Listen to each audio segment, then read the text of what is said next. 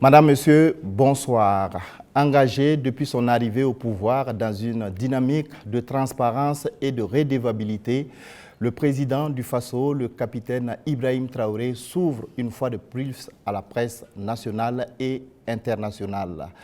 Ce soir, nous allons donc avoir l'opportunité d'interviewer le chef de l'État sur sa vision, les trajectoires de la révolution progressiste populaire, les actions posées au quotidien pour la souveraineté, la liberté et le développement du Burkina Faso. Bonsoir, Monsieur le Président. Bonsoir. Merci de nous faire l'honneur de nous recevoir ici au Palais de Koulouba à Ouagadougou donc pour cette grande interview. Alors, chers téléspectateurs, le format de cet entretien est particulier. Au total, 10 journalistes vont se succéder par vague de 2 pour poser leurs questions au chef de l'État. 5 domaines sont concernés par les échanges. Il s'agit de la sécurité et de la défense, de politique et société, de la diplomatie et de l'AES, de l'économie et du développement, et enfin donc de la géopolitique régionale et internationale. Chaque pool donc, de journalistes aura entre 15 et 20 minutes pour échanger avec le chef de l'État. Mon rôle ce soir est celui de modérateur chargé de la police des débats.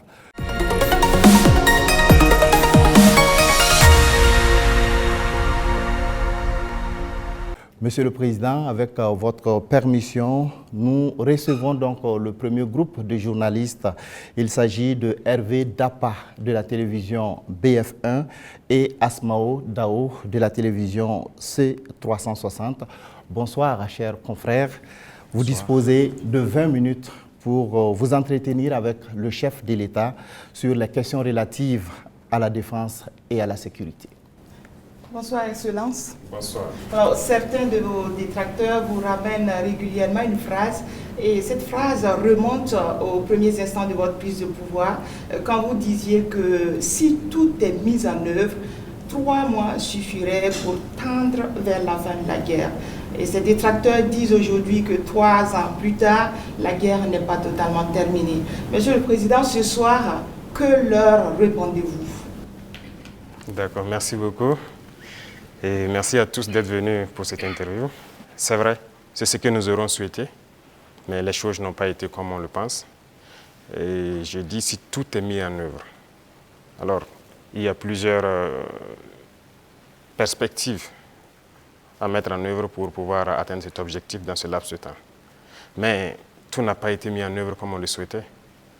Primo, l'adversité.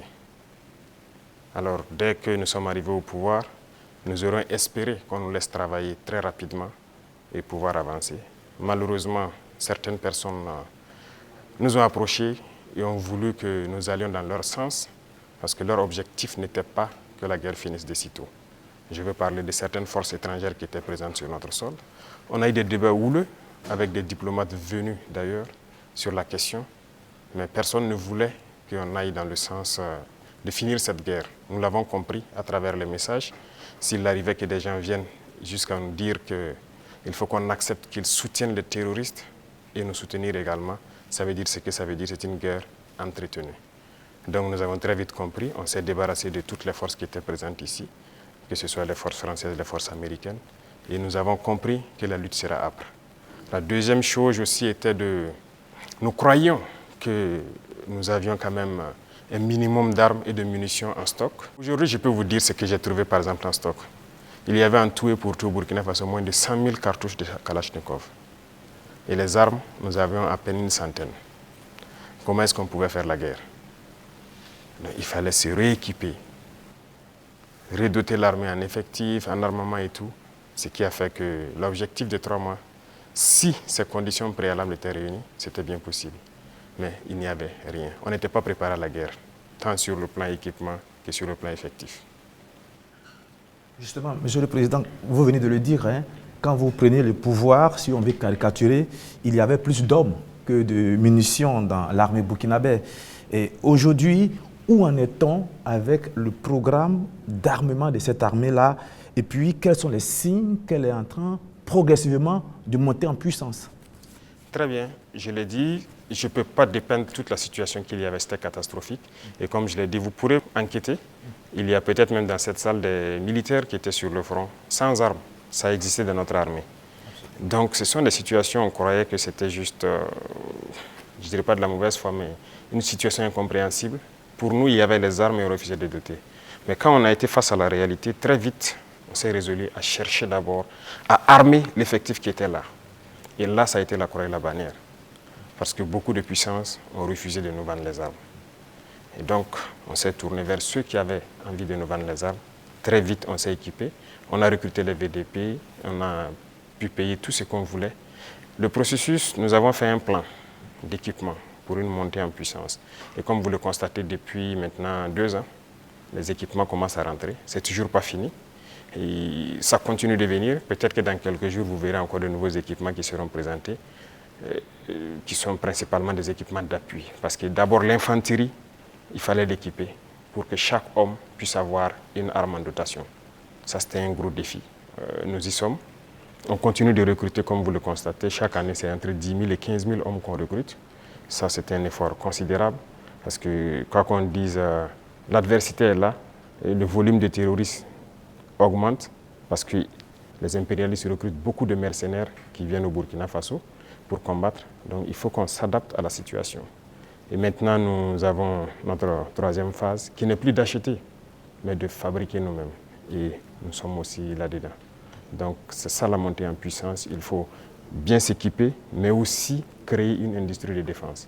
Ça, c'est très important. Dans quelques mois, bien quelques années, on aura ici, nos militaires vont utiliser des armes made in Burkina. Bien sûr. Nous avons de la capacité intellectuelle, il y a de la ressource. Il suffisait juste de chercher et voilà. Nous sommes là-dessus. Vous serez surpris sûrement. Alors, Monsieur le Président, cette guerre, est-ce que nous pouvons la gagner? Est-ce que nous allons la gagner? Nous ne pouvons que la gagner. Qu'est-ce qu'on ferait? Soyez sûrs, nous n'irons nulle part et nous allons gagner cette guerre. Je vous ai dit que la menace mue beaucoup, mais nous nous adaptons. Et la force de l'armée burkinabé, c'est que c'est l'une des armées les plus résilientes au monde. La pression que le Burkina Faso a, et je ne pense pas que sur cette terre actuellement, il y a un pays qui a cette pression. Mais nous tenons, nos hommes se battent et nous nous adaptons constamment à la menace. Et nous comprenons d'où vient la menace, comment ça se manifeste, c'est ça le plus important. Et actuellement, je peux vous rassurer que bientôt, nous parlerons d'un albinos noir qui va apparaître. Et vous verrez. Ne me demandez pas de quoi il s'agit. Je pense que vous comprendrez plus tard. La guerre va finir et très vite. Justement, pour gagner cette guerre, vous venez de le dire, il faut des armes et il faut aussi des hommes. Et surtout des hommes déterminés. La détermination, vous le savez, c'est le game changer majeur. C'est ça qui fait la différence dans toute guerre. En ce moment, au moment où on parle, quel est exactement le moral de nos troupes sur le terrain? Vous avez très bien touché le cœur du problème, la ressource humaine, les hommes déterminés. Il ne s'agit pas juste de payer de l'équipement, il faut des hommes déterminés. Et si vous remarquez, nous sommes en train de construire une armée de qualité. Et il n'est pas rare que souvent, lorsque nous jugeons qu'un chef d'élément ou bien une unité a failli à sa mission, qu'on les radie et qu'on les poursuive. C'est arrivé plusieurs fois et ça continuera comme ça. Si vous êtes engagé pour être militaire, vous devez accomplir la mission parce que la mission est sacrée pour nous. Et l'autre chose, c'est que malgré la pression, malgré les défis, les hommes continuent de se battre et ils sont très résilients. Si aujourd'hui vous attrapez un soldat burkinabé et le demandez, est-ce que vous voulez que d'autres personnes viennent se battre à votre place ou viennent vous aider, ils vous diront jamais, ils préfèrent mourir. C'est à ce niveau que vous jugez leur morale. Ils sont prêts, toujours prêts, malgré la situation. Peu importe la bataille qu'on perdra, on va toujours maintenir le terrain. C'est ça qui est très important dans le mental des soldats. Donc, le moral est au top. Les gens n'espéraient pas être à ce niveau d'équipement, ils y sont. Donc, ils se donnent à fond. Et moi, je ne peux que féliciter et remercier tous ceux qui se battent. C'est très important. Alors, Monsieur le Président, dans votre argumentaire, vous parlez d'une guerre qui prend différentes formes, qui mue. On se demande, on se pose toujours cette question 10 ans après, qui attaque le Burkina Faso? Ce n'est pas du terrorisme seulement. C'est une guerre pour s'accaparer de nos richesses et nous empêcher de nous développer. Je l'ai une fois développé lors d'un discours, je pense. Je disais que si nous, on arrive à exploiter convenablement notre sous-sol, à transformer ce que nous sommes en train d'exploiter ici, ce que nous produisons, il y aura un sous-emploi chez eux là-bas. Mais c'est une bataille. Ils pillent nos richesses pour pouvoir survivre. Donc c'est une guerre d'indépendance. Il faut que nous menons cette guerre pour être totalement indépendants, décider de notre développement, de notre trajectoire. Donc c'est de ça qu'il s'agit actuellement. Monsieur le Président, vous venez de le dire, on parle de sécurité et de défense du Burkina Faso. Venons-en à votre sécurité personnelle. Vous venez de l'évoquer il y a un instant, la pression est énorme, elle est grande, le danger vient de partout. Monsieur le Président, rien qu'en 2025, il y a eu plusieurs tentatives de coup d'État qui ont été déjouées. Monsieur le Président, est-ce qu'il vous arrive parfois d'avoir peur? Merci, je pense que c'est la seule force que j'ai. Je n'ai pas peur.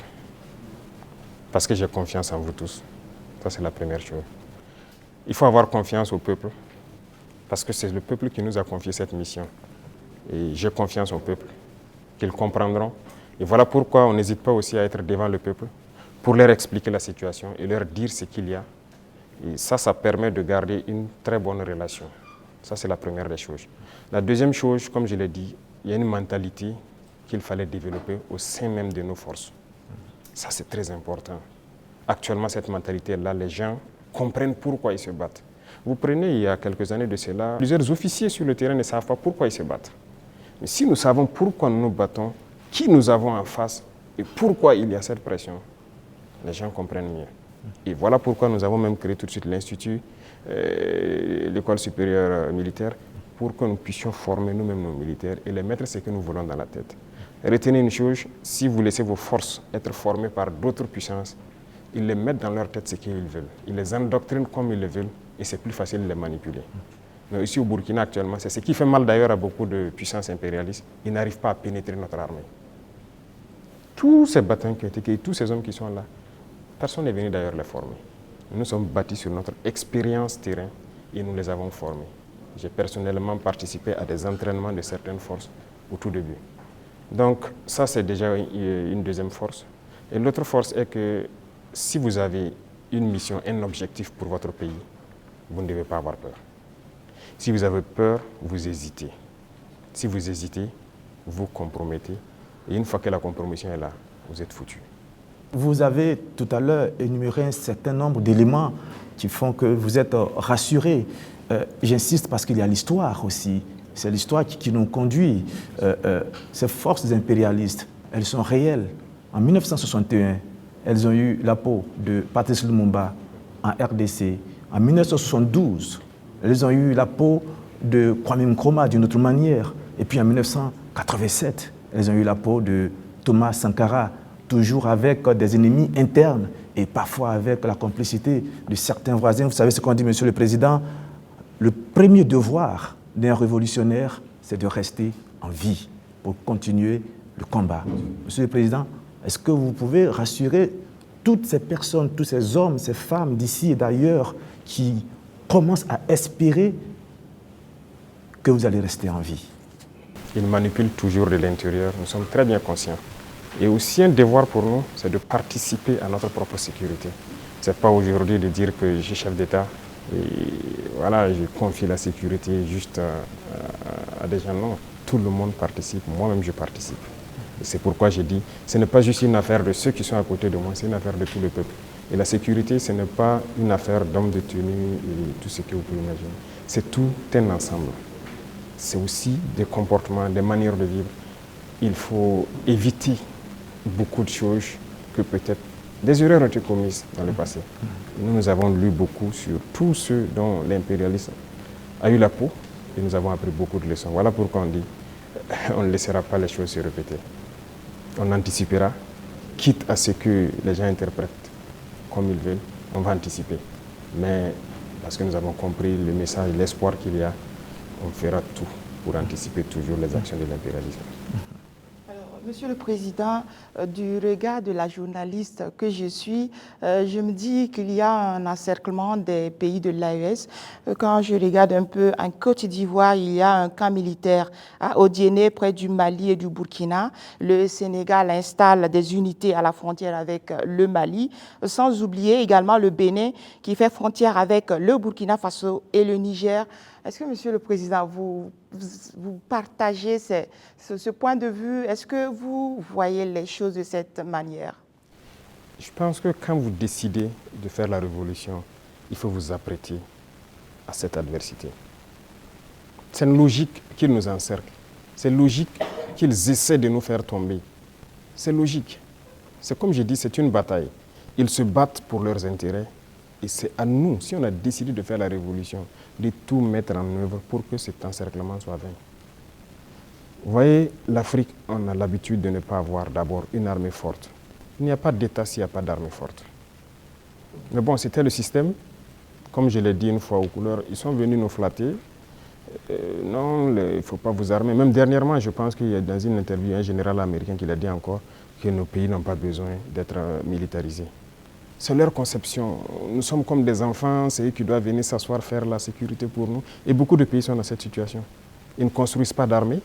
Et quand la situation arrive, c'est le chaos. Nous sommes en train de construire une armée forte. Voilà pourquoi j'ai dit on se bat en burkinabé et on se forme en burkinabé. Ça, c'est très important. Avant, c'est quoi? Chaque fois, les forces étrangères, tout le monde vient pour former vos soldats. On vous prend comme des moins que rien. Aujourd'hui, beaucoup de forces étrangères cherchent à venir s'entraîner avec nous. Vous n'allez pas imaginer. Les plus grandes puissances cherchent à venir s'entraîner avec nos soldats. Mais ce n'est pas juste l'entraînement. Ils veulent apprendre comment on fait, comment on procède, qui nous entraîne. Mais personne aujourd'hui ne sait comment les birs sont formés, comment on les entraîne, comment on les équipe. Pourquoi nous on croit que c'est les autres qui doivent venir nous former? Ils n'ont pas créé quelque chose. Ils ont réfléchi, nous sommes dotés de cerveau. Donc il faut une armée puissante pour faire face à l'adversité. Ils vont continuer à nous encercler. Parce qu'il y aura toujours en Afrique des États comme ça, des chefs d'État comme ça qui vont autoriser. Parce qu'ils ont les mains liées, ils trahissent toujours, ils vont accepter toujours que les impérialistes viennent chez eux pour attaquer leurs propres frères. Ça, si vous acceptez la révolution, vous devez partir avec ce concept. Ça va exister. Donc on n'y peut rien, on fait avec, mais c'est à nous de nous préparer pour que l'encerclement soit nul, qu'ils ne puissent jamais atteindre leur objectif. C'est tout. Donc on fait avec. Tout récemment, la CEDEAO a tenu un forum des chefs d'état-major général des armées d'Afrique. Le Mali et le Burkina Faso n'y étaient pas, mais le Niger, si. On sent un manque de solidarité, vous qui êtes au sommet de l'État. Qu'est-ce que vous pouvez nous dire? Bon, pas un manque de solidarité. Retenez que c'est une confédération, ce n'est pas une fédération. Sur certains aspects, on fait beaucoup de choses, en tout cas en tandem, mais dans la charte, il est dit que des pays peuvent décider des relations et de ce qu'ils peuvent faire. On ne peut pas dire à tel pays de ne pas collaborer avec tel pays, non. On n'est pas à cette étape d'abord. On est en train de consolider la confédération sur les aspects, un bon nombre d'aspects de développement, de défense et de diplomatie. Et après, on va passer à la fédération. Ce sont des étapes. Donc, le Niger peut participer à des rencontres. La confédération, on ne se ferme pas. On fait des ouvertures, on côtoie tout le monde. Nous sommes très panafricanistes, on est vraiment ouverts à l'intégration, à tout ce qu'il y a, mais avec des principes. Alors, exceptionnellement, comme il s'agit de défense et de sécurité, on vous laisse une dernière question. Merci Sagnon, mais la question que je vais poser, pardonnez-moi, ne fait pas partie de la défense ni de la sécurité, mais de vos relations avec nous, les médias. Monsieur le Président, est-ce que vous avez un problème particulier avec les médias, donc avec nous les journalistes? Je dis cela parce qu'on a l'impression qu'il y a eu un malentendu. Je parle des médias nationaux, pas des médias internationaux dont certains sont tombés dans la poubelle depuis un certain moment. C'est un fait. Et pas des médias nationaux. On a l'impression qu'il y a eu un malentendu au début et il y a quelque chose, un brouillard comme ça qui est là. Comment vous analysez la situation, Monsieur le Président? Vous savez que je ne suis pas hypocrite. Il y a eu un malentendu. Il y a eu un brouillard au début, mais aujourd'hui, je dois dire que je félicite beaucoup de médias pour leur travail professionnel. Il faut éviter de suivre le travail de l'impérialisme. Certes, beaucoup parmi vous ont été formés par eux, hein, C'est ça, vous avez été à l'école du blanc, comme on aime le dire. C'est eux qui vous ont formé au journalisme. Donc moi, je ne vous en veux pas souvent quand les gens essaient de se comporter comme eux. Mais je parle pour que les gens prennent conscience qu'il s'agit de notre patrie. Regardez ce matin, par exemple, lisez les titres des journaux en France. Ils vous diront peut-être qu'il y a une mobilisation pour mettre la pression sur le Premier ministre. Ils ne vous diront pas qu'il y a eu une marche contre le pouvoir ou quelque chose. Mais si c'était au Burkina, vous direz qu'il y a une marche contre le pouvoir. Vous comprenez? Les Français nous appelaient, ils continuent de nous appeler putschistes, juntes et quoi. C'est du français. Mais des journalistes nous appelaient aussi putschistes, juntes ici. Pourquoi suivre les yeux fermés? C'est de l'esclavage toujours. Moi, je veux qu'on quitte cela. Chaque État doit se battre pour ses intérêts. Les journalistes se battent pour leurs intérêts. Pourquoi nous, on ne doit pas se battre pour nos intérêts en Afrique? Donc c'est ça, ce n'est pas uniquement les journalistes. J'en viens à certains intellectuels qui sont sur les plateaux de télé en Afrique aussi. Quand ils prennent la parole, vous posez des questions, mais est-ce qu'il est africain? Ou bien génétiquement, il n'est pas là, quoi. Il n'est pas avec nous. C'est une réalité. Un retard. Oui, il faut se décoloniser les mentalités, les manières de faire.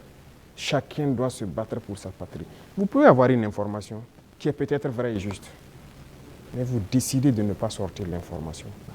Parce que ça peut porter préjudice à la défense nationale, à la sécurité, à la cohésion, et ainsi de suite. Ça, c'est une décision souveraine, parce que vous voulez préserver votre pays. Mais on ne dit pas seulement dès qu'il y a une information, il faut la sortir. Non, ce n'est pas comme ça.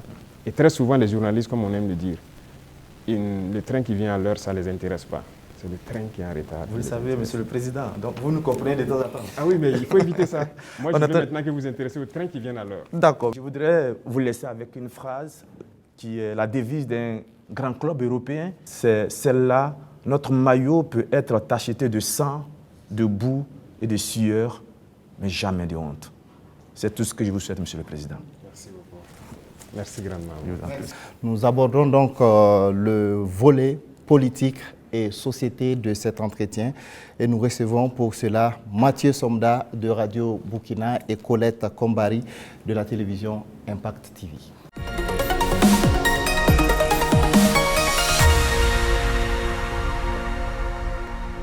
Bonsoir, chers confrères. Vous disposez également de 20 minutes pour échanger avec le chef de l'État sur la rubrique politique et société.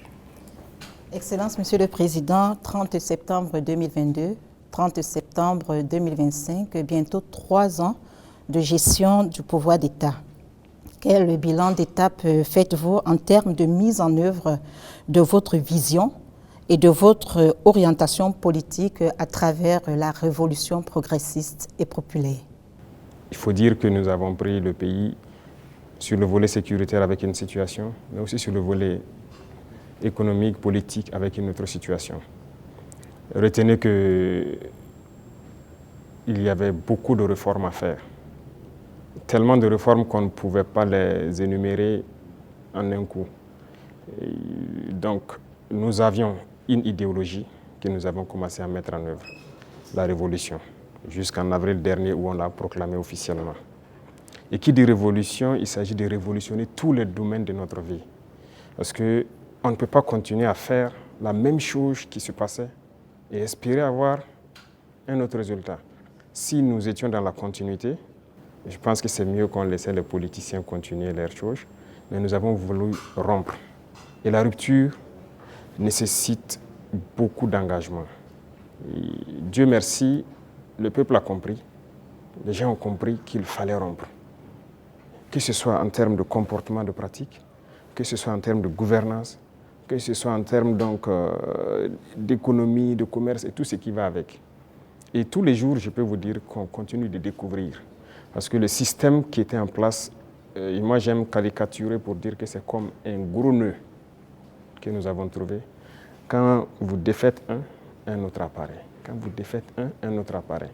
Donc il y avait beaucoup de maux dans notre société que nous sommes actuellement en train de résoudre. Et Dieu merci, je peux dire que plusieurs choses ont été lancées. Et le bilan, pour moi en tout cas, c'est satisfaisant, même si je pense qu'on peut faire encore plus d'efforts. Voilà. Et si vous souhaitez, domaine par domaine, vous pourrez me poser des questions, parce qu'il y a beaucoup de choses qui ont été entamées. Excellence, la révolution populaire progressiste, il y a eu des explications certes, mais les Burkinabés veulent davantage comprendre quel est le contenu de cette révolution. Le contenu exact, comme je l'ai dit une fois, je ne le dirai pas. Si vous permettez à tout le monde de connaître les détails de ce que vous voulez faire, on peut anticiper sur votre action. Mais nous avons dépeint voilà, les gros points pour que les gens puissent comprendre où nous allons. Alors, si vous remarquez, dans le modèle même de gouvernance, la lutte contre la corruption et la bonne gouvernance, il y a d'abord l'exemple que les gouvernants doivent donner. Et comme je dis, vous ne pouvez pas être là, une catégorie de Burkinabés, parce qu'on vous a confié des postes.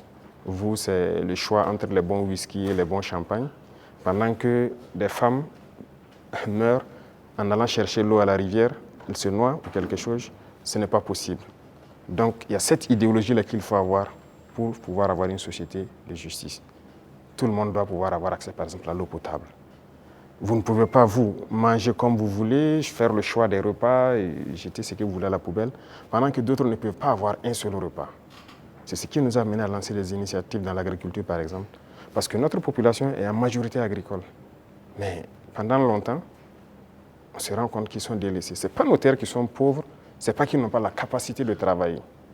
Mais il fallait les donner aussi ce souffle-là, ce qui nous a amené à créer des initiatives. Aujourd'hui, je pense que le plus important pour moi, lorsque vous rentrez dans les campagnes et que vous posez des questions aux cultivateurs, ils peuvent vous dire que franchement, voilà, ils se sentent bien maintenant. Ils cultivent, il a de quoi se nourrir, et le surplus, il le revend généralement à la Sonagest qui paye, qui fait un stock de sécurité. Et lorsque dans certaines zones ou dans certaines périodes, il y a des soucis, ils le ressortent, ils le vendent à prix bien subventionné, accessible de tous. Donc ça, c'est très important. L'idéologie de révolutionner beaucoup de domaines, quand on prend le domaine même des finances publiques, alors on est en train de digitaliser beaucoup de paramètres, avec beaucoup de difficultés, parce que les gens n'aiment pas ça. Bientôt, par exemple, on va lancer la facture électronique. Déjà, quand on a émis l'idée, mais beaucoup de grands opérateurs sont opposés à cela. Pourquoi ils ne veulent pas la transparence? Parce qu'on a habitué les gens à la tricherie, à voler. C'est comme une norme. C'est ce qui était installé, donc il faut changer tout ça. Sur le plan des infrastructures et beaucoup de choses, le domaine des marchés publics et tout ce qui va, c'était d'ailleurs le domaine le plus corrompu. Voilà, vous êtes un entrepreneur, vous venez nous voir, on vous donne le marché, vous surfacturez, et après on se donne quelque chose à l'arrière. C'est ça la règle d'or. Et donc quand quelqu'un même vient avec cette idée, vous êtes exclu d'office. On ne vous permet pas. Et si on laissait continuer dans cela, je ne pense pas qu'on puisse s'en sortir. On ne pourrait pas payer des armes, parce que, comme je l'ai dit, si vous ne faites pas des économies d'échelle, vous ne pouvez pas vous équiper. Vous ne trouverez pas une seule banque dans le monde où vous partirez prendre un prêt pour payer des armes. Ça n'existe pas. C'est avec vos fonds propres que vous pouvez vous équiper. En tout cas, nous, on n'a pas eu cette occasion. Et si quelqu'un en connaît, peut-être qu'on est preneur. Et tout ce qu'on est en train d'acquérir, je vous ai dit une fois le montant, ce sont des milliards de dollars. Hein. Comment on fait? Où on a puisé l'argent? Mais cet argent était là.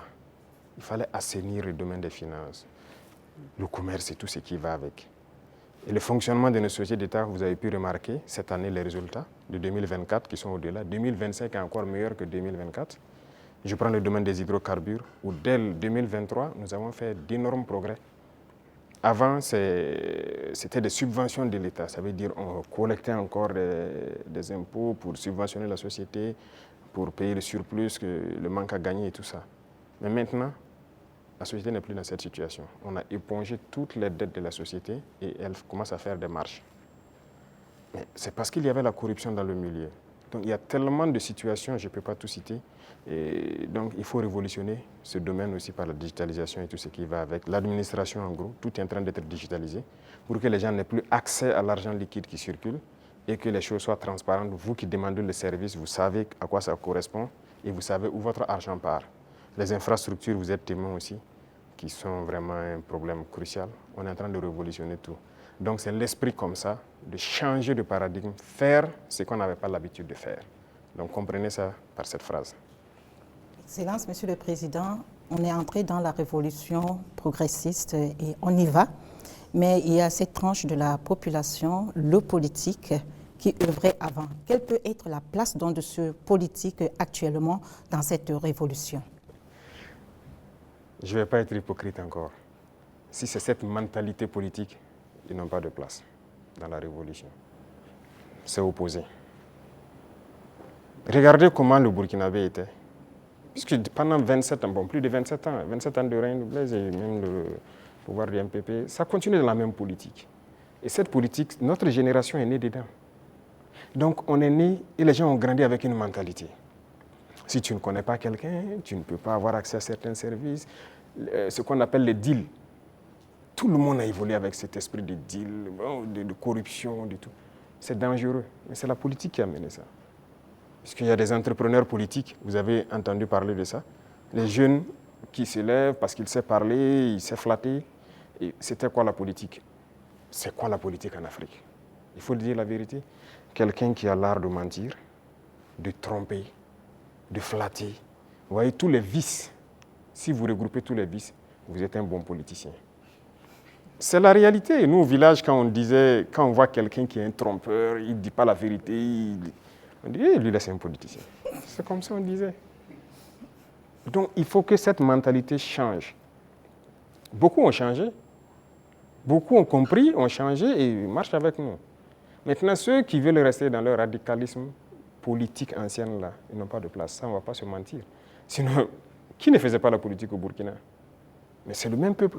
Mais c'est parce qu'on a parlé, ils ont compris, et par les actions, ils voient, ils ont compris, que les gens commencent à changer de mentalité. Et nous voulons changer définitivement les mentalités pour que personne ne pense qu'il faut d'abord appartenir à tel parti pour bénéficier d'une route, il faut appartenir à tel parti pour avoir un fourrage. Non. Tout le monde au Burkina doit bénéficier des bienfaits de la nature du Burkina et du travail du gouvernement. Donc la politique, moi je disais que la manière de la faire, ça divise.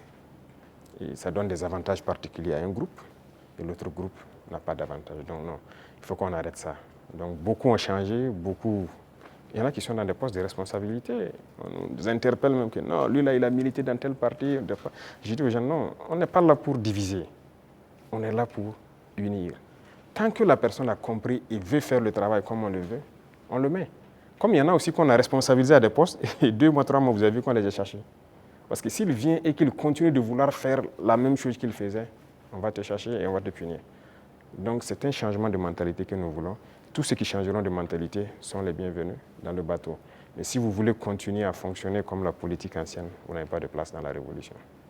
Excellence, vous l'avez dit plusieurs fois, il faut de l'ordre et de la discipline pour le développement du FASO.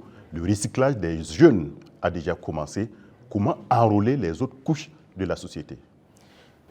Voilà, très bien. Ce programme, c'est un vaste programme que nous n'avons pas voulu détailler. Mais j'en ai parlé une fois lors d'un de mes entretiens, qu'il y a un vaste programme en cours. Il faut commencer. En fait, les jeunes, c'est bien, mais ce n'est même pas eux notre cible, ce sont les plus petits. Les plus petits, c'est eux notre cible. Après la mort de Sankara, vous avez suivi, on a cherché tous les travailleurs des garderies. Certains même sont décédés, malheureusement. Mais les garderies se sont fermées. C'est le privé peut-être qui se débrouille, qui ouvre quelques maternelles et tout. Et bon, l'école est devenue autre chose. Vous savez, si vous voulez une société qui va être combative et compétitive demain, il faut miser sur les enfants. Aujourd'hui, moi j'ai séparé les 2 ministères pour que le ministère de l'enseignement de base prenne en compte ce volet. Vous voyez, on a lancé dans le concours normaux beaucoup de recrutement pour l'encadrement de la petite enfance. Mais on vient de lancer encore de manière exceptionnelle ceux qui ont déjà été formés, qu'on veut recruter pour que cette année, on commence un certain programme. C'est eux la cible. Et on va y arriver. Nous avons un programme pour qu'on puisse commencer une certaine éducation patriotique, civique au niveau des plus petits. Et une fois que c'est ancré là-bas, nous avons de bons citoyens demain. La jeunesse aussi, on le fait avec. Les bacheliers, on les a fait rentrer en immersion. Ils avaient peur au début, mais je pense qu'ils ont compris beaucoup de choses. Ils doivent être plus solidaires, humbles. Ils doivent comprendre le Burkina. Parce que quelqu'un qui est né, excusez-moi, à Ouaga 2000 ici, qui est dans... Voilà, il dort dans le lit qu'il veut, il se plaint même que le matelas n'est pas bien. Le matin, il a le choix du petit déjeuner, ce qu'il veut. À l'immersion, il dort par terre, sur la natte. Il comprendra qu'il y a d'autres Burkinabés qui dorment par terre. À l'immersion, il n'a pas le choix du petit déjeuner. S'il y en a, il y en a. S'il n'y en a pas, il mange ce que les autres mangent. Déjà, dans sa tête, il comprend qu'il y a deux faces du Burkina Faso. Et j'ai dit à l'immersion de les priver. Il y a des jours où ils auront 2 repas, des jours 1 repas et des jours sans repas. J'espère qu'ils l'ont fait. C'est pour qu'ils comprennent la vie. On est jeune, mais si on a atteint cet âge et qu'on n'a pas compris qu'il y a plusieurs types de Burkinabés, c'est dangereux. Il faut que les jeunes comprennent qu'il y en a qui n'arrivent même pas à s'offrir un repas. Et quand lui va dormir avec la faim, toute une journée, il n'a pas mangé, vous croyez que si demain, on le confie une responsabilité, il va toujours avoir en tête, ah, si moi je dilapide l'argent et qu'il y en a qui n'ont pas à manger, c'est la conscience qui va le gronder. Donc ce sont des épreuves qu'on les fait faire. C'était 45 jours que j'avais programmé, mais à cause des inscriptions, j'ai dit de faire 30 jours. Mais les prochaines échéances, j'espère qu'on ira à 45 jours. Donc les futurs bacheliers et brevetés doivent se préparer à affronter ça. Et le programme va continuer à s'enrichir, c'était la première expérience. Mais nous espérons pouvoir changer, même les jeunes, leur mentalité. Et, Excellence, en Conseil des ministres, la décision de réformer la loi agraire et foncière, le statut des chefs coutumiers et traditionnels avait été adopté. Quelles sont les motivations? La réforme agraire était nécessaire.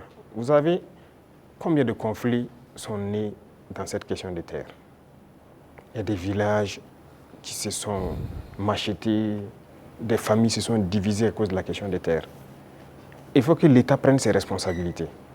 Mais si vous hésitez, parce que vous avez peur de déclarer ça, que des gens vont se sentir frustrés ou pas, c'est pourquoi la révolution est la bienvenue. Il faut décider à un moment donné d'arrêter tout ça. Il y avait combien de promoteurs immobiliers au Burkina en 2010? Je ne pense pas, ça ne vaut pas une vingtaine. Subitement, en 2015, on en a plus de 200. Ils ont payé les terres partout, ils partitionnent, ils vendent, ils revendent, ils ont pillé les terres et c'est dangereux. Actuellement, nous avons une application CICAD qu'on vient de lancer, on est en train de réenregistrer, mais ce qui se passe est terrible. Même les parcelles dans les villes, les gens vendent et revendent à plusieurs personnes parce que ce n'était pas digitalisé. C'est un gros registre. Vous pensez que quelqu'un peut fouiller des registres, voici le numéro de la parcelle appartient à telle personne, donc toi tu es allé acheter, c'est pas... Donc il y a beaucoup de doublons et ça crée des conflits. Et pendant que ces politiciens-là faisaient ça, ils sont là dans des conférences, des trucs, que cohésion sociale. Vous ne pouvez pas faire de cohésion sociale en divisant les gens sur la terre. Voilà pourquoi on a décidé de prendre nos responsabilités, d'arrêter ce massacre-là. Et voilà, la terre appartient à l'État. Et désormais, on fera tout pour équilibrer au maximum la situation et que les gens ne se sentent pas lésés. Pour la chefferie coutumière, c'est pareil. Cette loi est là il y a longtemps. Hein. Il y a très longtemps, selon ce qu'on m'a dit, mais personne ne veut. Mais nous avons décidé de mettre la main à la pâte, regarder, parce que la chefferie coutumière, pour moi, ils doivent être respectés, ils doivent être écoutés, ils doivent être ceux-là qui travaillent pour la cohésion sociale. Quand ils parlent, quand il y a un conflit, il y a une situation conflictuelle, ils doivent parler, pouvoir rassembler et que leur voix doit porter. Donc il y a un certain nombre de privilèges, si je peux dire, qu'on a mis autour, des symboles dans la nation qu'on a mis autour pour que les gens les respectent. Qu'on le veuille ou pas, on les respecte et qu'eux-mêmes, ils imposent le respect. Parce que dernièrement, les politiciens les avaient détournés. Beaucoup, aujourd'hui, regrettaient avoir marché aux côtés des politiciens. Il y a des villages où les gens sont divisés, les gens ne respectent plus les chefs. Mais avec cette loi, en tout cas qu'on a amenée à la LT, nous avons essayé d'élaguer beaucoup de choses pour que leur respect dans la société puisse être réinstauré. Et ça, c'est très important. Excellence, la lutte contre le terrorisme affecte notre tissu social avec des soupçons d'exaction communautaire. Le vivre ensemble est menacé par endroits. Comment amener les Burkinabés à renouer avec les valeurs cardinales telles que la solidarité, le civisme et la cohésion sociale? Je pense que ces valeurs sont en train de revenir toutes seules. Au contraire, la guerre a forgé aussi à ce que les gens comprennent beaucoup de choses et les gens commencent plus à s'unir. Vous savez, les inégalités sociales créent plus de problèmes de cohésion sociale que le terrorisme. Il y avait trop d'inégalités sociales. Je disais à certains, j'ai dit, mais écoutez, vous avez mangé à votre faim, vous allez vous asseoir comment avec elle qui n'a rien mangé pour parler de cohésion sociale. Ce n'est pas possible. C'est la même situation que je vous ai pris tout de suite. Il faut essayer au maximum de mettre les gens à un certain niveau. Tant qu'il y a la richesse, que ce soit bien réparti. Ça, c'est le premier pas. Les cas d'exaction et tout ce qu'il y a, il faut faire attention. Il y a beaucoup de gens qui ont donné des allégations. C'est dernièrement, quand on a vu le cas à Solenzo, ils ont sorti des images, parlé. On n'a rien dit, on s'est calmé. Quand ils ont fini de chanter, on a montré les civils qu'ils disaient que les forces ont tués ont été transportés jusqu'à Ouagadougou ici, mis en sécurité. Ah, si on les a tués, pourquoi ils sont à Ouagadougou? Comment ils se retrouvent à Ouagadougou? Souvent, c'est fait à dessein. Ils inventent tout ce qu'ils veulent inventer avec leurs ONG, leurs médias et tout. Mais on laisse, quand ils finissent, on montre la vérité. Voilà. Les terroristes ont pris des civils comme boucliers humains, certes, mais les forces ont pu faire la distinction. Et après le combat, ils ont rassemblé les civils à Solenzo. On a dépêché les moyens nécessaires pour les transporter, venir. Et ils ont été présentés devant tout le monde. Ce sont des centaines de civils. Ils ont témoigné. Donc, il faut qu'on fasse attention aux récits de certaines personnes qui veulent juste développer des thèses. Et leur objectif, c'est de nous diviser. Mais nous, on ne doit pas tomber dans ce piège-là. Voilà. Excellence, on a constaté cette année une reprise du dialogue social entre le gouvernement et les syndicats après plusieurs années d'interruption. Quel message donc renvoie votre gouvernement avec ses partenaires sociaux quand on sait que la situation était tendue entre le gouvernement et les syndicats? Comme c'était tendu entre le gouvernement et les journalistes. Il faut que chacun comprenne qu'il faut se battre pour sa patrie. Nous avons fait comprendre aux gens. Vous savez, moi j'ai parlé avec les responsables syndicaux. Je les ai réunis ici, je les ai parlé à un moment donné de notre histoire. Mais j'ai été déçu après. Donc je les ai dit, soit vous êtes burkinabé ou vous n'êtes pas burkinabé. Donc le bras de fer s'est enclenché. Mais après on a décidé de les revoir parce qu'on suppose qu'ils ont compris le message. Et même ça, je ne vais pas mentir, quand ils sont venus, ils ont voulu encore comprendre et sortir certains comportements, les faire comprendre, ça ne marche pas. Le pays est en guerre, il faut tout faire pour le pays. Ce syndicalisme importé là, ce n'est pas du syndicalisme ça.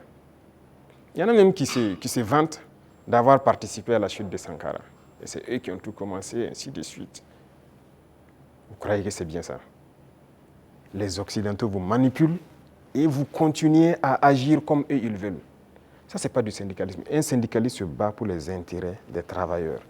Mais la plupart du temps, ce que les responsables même veulent, c'est venir manger avec le pouvoir. Et les gens se taisent. Non. Écoutez, nous, on a beaucoup de dossiers sur beaucoup de personnes, pas seulement les syndicalistes. Hein. Dans la société, on a beaucoup de dossiers.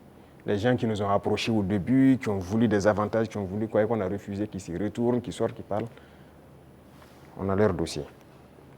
Donc, syndicalisme sain, il y a beaucoup d'actes que l'on a posés. On n'a pas attendu que les gens sortent dans la rue pour marcher, pour le poser. Quand j'ai parlé des travailleurs des garderies, là, ce n'est pas quelqu'un qui est venu nous dire qu'il y a des travailleurs qui avaient été cherchés, il faut les remettre dans leurs droits. On a vu un dossier et qu'on a trouvé qu'il faut les remettre dans leurs droits. On a dit au ministre des Finances, trouve l'argent nécessaire pour régler. Les gens de la mairie, des gens, la brigade verte là, ceux qui travaillent, mais ils avaient combien de mois d'arriérés? C'est pour ces intérêts-là, ces gens-là qui n'ont pas de travail, pour que les gens ne se battaient pas pour ça avant. Mais on n'est pas venu vers nous pour nous dire. Moi, les femmes balaient devant chez moi, c'est un de mes hommes qui est sorti une fois, ils ont dit, ah, ça fait des mois, ainsi de suite, leur travail. Je me suis renseigné, on m'a dit, c'est vrai. J'ai dit de les payer. Il faut rattraper tout ce qu'elles ont raté. Il y en a qui avaient des dizaines de mois d'arriérés et de salaire. On a sorti le dossier et on a décidé de rattraper tout ça. Donc, il faut qu'on fasse du syndicalisme sain. S'il y a un problème, qu'on nous approche et qu'on nous explique. Si on peut résoudre, on vous dira on peut le faire. Si on ne peut pas, on vous dit bon, pour l'instant on ne peut pas, mais on pourra le faire dans tant de temps. Mais il y a un problème, on rassemble les médias, on parle comme on veut. J'espère qu'ils trouveront la solution avec vous.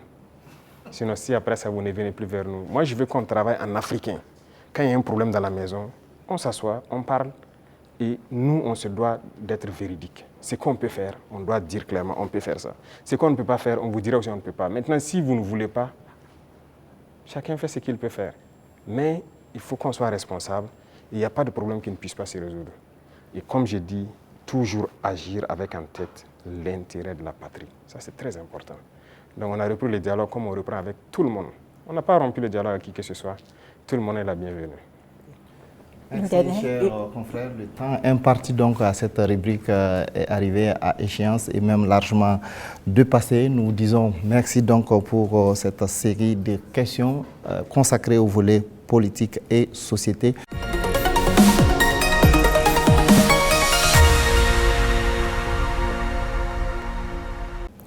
Monsieur le Président, les préoccupations relatives à l'économie et au développement sont portées par Soumaïla Rabo de Savane Média et Jean-Marie Toé des éditions Sidoya. Bonsoir, chers confrères. Vous disposez également de 20 minutes pour vous adresser au chef de l'État. Bonsoir, M. Sayon. Monsieur le Président, malgré la crise sécuritaire et la conjoncture internationale, l'économie burkinabé se porte bien. Avec 1,5 de progrès sur le taux de croissance économique en 2024. On sait que l'amélioration de la situation sécuritaire y est pour beaucoup, mais aussi l'agriculture et le secteur des services. Qu'est-ce qui est fait par le gouvernement dans l'immédiat pour permettre à l'économie nationale de continuer sur cette lancée? D'accord, merci. Je vois que ce sont des chiffres macroéconomiques. Et nous sommes au courant et on fait le point constamment avec le ministre des Finances. Il y a des efforts qui sont faits. C'est vrai qu'il y a des zones qui ont été sécurisées qui nous permettent de produire. Et donc la production agricole a beaucoup grimpé, ce qui permet une transformation au niveau des petites unités que nous avons, mais aussi de l'exportation pour les excédents de certains produits. Donc ça contribue beaucoup à la balance commerciale. Il y a aussi la question même de l'exploitation minière. Donc il y a un certain nombre de mines qui avaient arrêté l'exploitation, si vous vous souvenez, d'autres en 2020, d'autres en 2018 même, mais qui ont repris aussi. Et tout ça, ça contribue donc à cette croissance-là. Et nous poursuivons dans ce sens. Et actuellement, si vous voyez par exemple le secteur minier, la tendance du gouvernement, c'est d'exploiter notre or nous-mêmes. Donc il y a des mines qu'on vient de reprendre le contrôle, et on continuera à reprendre le contrôle petit à petit, ou à co-exploiter avec les sociétés qui sont déjà là. Parce que la règle, c'était quoi? Quelqu'un vient, il prend le permis, il l'exploite, 10% au gouvernement et le reste, c'est pour lui. Et d'ailleurs, 10%, on n'a pas de contrôle. Donc tout ça, actuellement, on est en train de reprendre le contrôle vraiment pour s'assurer qu'est-ce qu'il sort de notre sous-sol et prendre aussi une part importante.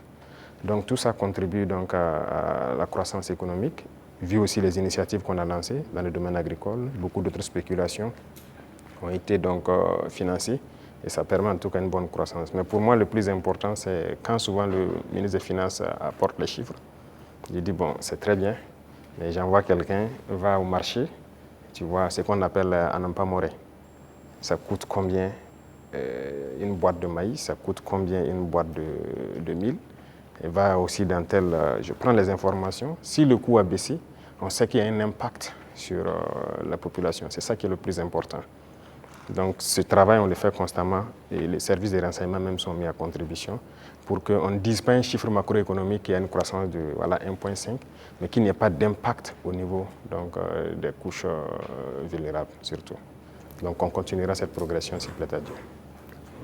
Monsieur le Président, si la volonté c'est de soulager davantage le panier de la ménagère et améliorer le pouvoir d'achat du consommateur, peut-être faut regarder du côté de la SONABI, la Société nationale burkinabé d'hydrocarbures, que vous avez trouvé déficitaire en fin 2022 et qui est aujourd'hui pratiquement surliquide parce que c'est la championne des sociétés d'État. C'est la moitié des bénéfices de 2024 réalisés par les sociétés d'État. Est-ce qu'il ne faut pas maintenant diminuer le prix du carburant? D'accord, merci. Je pense que c'est une des questions que les gens peuvent se poser. C'est très bien, on a fait des progrès, mais quand est-ce qu'on a équilibré et qu'on a commencé à avoir des bénéfices? Qu'est-ce qu'on a fait? Ça, c'est très important à comprendre.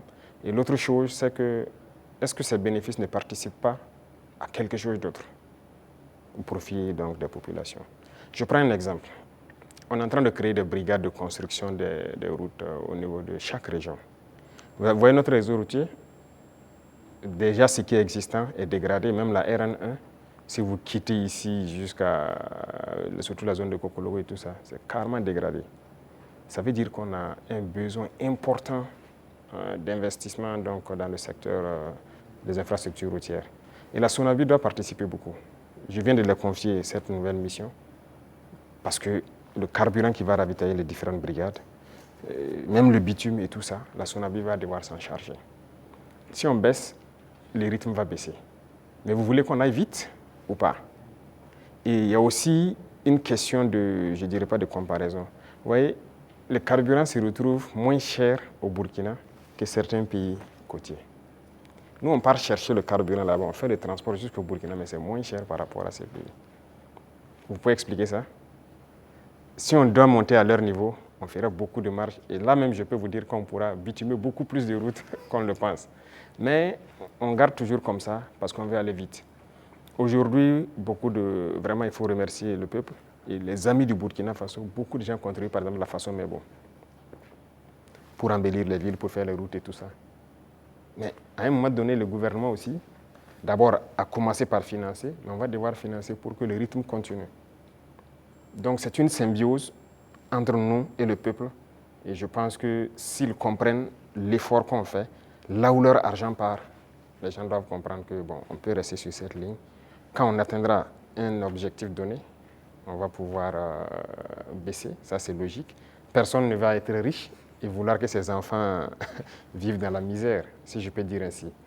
Donc les richesses seront partagées, mais nous avons du retard et on doit rattraper le retard. Tout de suite, par exemple, je vous disais qu'on ne peut pas continuer à payer l'équipement militaire, il faut qu'on produise. Et pour produire, vous avez besoin de construire des usines. Vous n'irez pas quelque part demander un prêt pour construire une usine de ce genre ou quoi. Non, personne ne va vous donner ça. Même les équipements qui constituent même l'usine, personne même ne veut vous vendre. Donc ça, c'est à l'interne. Il y a beaucoup de choses qu'on fait. On ne vous donnera pas de prêt pour ça. Et regardez tous ces équipements de façon merveilleuse, quoi. C'est combien de milliards? Ce n'est pas le prêt de quelqu'un. C'est l'argent du contribuable. Donc ce sont des choses, nous-mêmes, on a souhaité pour aller vite. Vous croyez que si j'avais un prêt de 200 milliards en 2023, moi, j'équipais tout le Burkina Faso en 2023. Mais personne ne veut vous donner des prêts sur ce volet-là. Donc finalement, c'est l'argent du peuple qui équipe le peuple. Donc il y a beaucoup de domaines, on le fait nous-mêmes. Et donc ça a besoin d'un minimum de sacrifice. Quand on va atteindre le niveau, ne soyez pas surpris. Dès qu'on se sentira que voilà, on peut le faire, on va le faire. Alors, Excellence, dans le secteur des infrastructures, avec l'ONBA, Faso Mebo, tout comme dans les industries avec Faso Kosam, les usines de tomates, la SM Sosiko, les mines, l'État est de plus en plus présent. Est-ce que l'État n'est pas en train de se substituer au privé? Ah, ça c'est une très bonne question. Alors, il faut faire un choix. Ça, c'est une chose. Et l'autre chose, il ne faut pas voir ça comme ça. Le privé a toujours des domaines d'activité. Mais il faut avoir cette capacité de s'adapter. Il y a des choses qui doivent revenir à l'État. Mais c'était donné au privé. Pourquoi? Bon, nous, on n'a pas d'élection à financer, on n'a pas de compte à ouvrir ailleurs pour sécuriser quoi que ce soit. Ça ne nous intéresse pas tout ça. Donc, ça fait que nos rapports avec le privé sont de plus en plus sains. Chacun fait ce qu'il doit faire, paye ses impôts qu'il doit payer. Et nous les disons chaque fois de s'adapter. Quand on prend le secteur minier, moi j'ai rassemblé les opérateurs, je les ai dit, investissez dans les mines. Beaucoup n'ont pas compris. Il y a un en tout cas qui a commencé à investir. Et je pense que dernièrement, je l'ai reçu, on a dit que moi je l'ai ouvert les yeux, qu'il ne savait pas qu'il y avait l'argent là-bas. Pour lui, c'est l'import-export. Il dit l'import-export, vous ne faites que sortir nos devises. Et le peuple ne travaille pas. Ça, c'est un exemple. Donc, il est en train de se muter un peu. Moi, le ministre de l'Agriculture, vous vous souvenez, il a fait des sessions à Bobo, il a rassemblé les opérateurs économiques quand on voulait lancer les Bagré Pôles et tout ça, la relance de l'activité, l'offensive. Mais je peux vous dire aujourd'hui, personne n'a investi. J'ai dit d'accord, j'ai fait faire le point de bilan de l'offensive, puisque nous sommes en 2025, au ministre, et la part que le privé devait prendre pour investir dans nos pôles de croissance, je lui ai demandé quels sont les privés qui ont pu investir dans la terre et tout ça. Il dit personne. C'est ceux qui étaient déjà dedans, les producteurs de semences, ces trucs, qu'on a d'ailleurs encouragé, les coopératives, c'est eux qui ont continué. Mais les grands opérateurs, je leur dis, oui, il ne faut personne.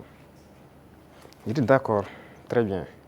Ne soyez pas surpris que demain, je dise, personne ne prendra de l'argent pour amener à l'extérieur pour payer du riz venir. Vous investissez pour cultiver le riz. Il faut savoir muter. Il faut savoir s'adapter à l'idéologie de ceux qui dirigent. Donc le secteur privé aura toujours quelque chose à faire.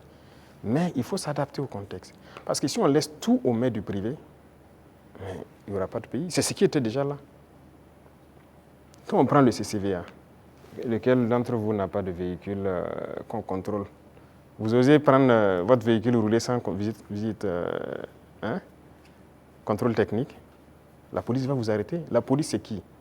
C'est le peuple qui paye, c'est ceux qui sont mandatés pour faire cette police par le peuple.